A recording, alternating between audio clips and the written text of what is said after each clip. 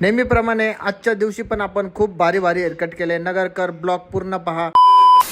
सकाळी सर्वात पहिले बालिकाश्रम रोडवरून एक मॅम आमच्या सलूनमध्ये आल्या होत्या. त्यांना हेअरकटमध्ये सुंदर बटरफ्लाय लेअर्स हवा होता. सुरुवातीला आम्ही त्यांच्या केसांची लेंथ किती ठेवायची आणि लेअरिंग कुठपासून पाहिजे ह्या सगळ्या गोष्टीवर चर्चा केली. नॅचरल वेव्ही हेअर्स असल्यामुळे बटरफ्लाय हेअरकट मॅमला खूप सुंदर दिसणार होता आणि त्यांच्या चीन पासून पूर्ण लेअरिंग हवं होतं त्यांना टील त्यांच्या लेंथ पर्यंत. त्यांच्या रिक्वायरमेंट नुसार आपण प्रॉपर केअर करत हेअरकट केला आणि मॅमला जॉबमुळे त्यांच्या हेअर्सवर जास्त मेंटेन करता येत नाही आणि जास्त वेळ मिळत नाही आणि असं त्यांना इझी मेंटेनन्स करता येईल असा हेअरकट आपण त्यांच्या हेअर्सवर केला. फायनल रिझल्ट मध्ये लेयर्स आणि पूर्ण बाउन्सी दिसत होते हेअर्स आणि खूप सुंदर दिसत होतं आणि तुम्ही पाहू शकता खूप मस्त दिसत होतं हेअरकट. त्यांच्यासोबतच एक मॅम आल्या होत्या आणि त्यांची लेंथ खूपच मोठी होती.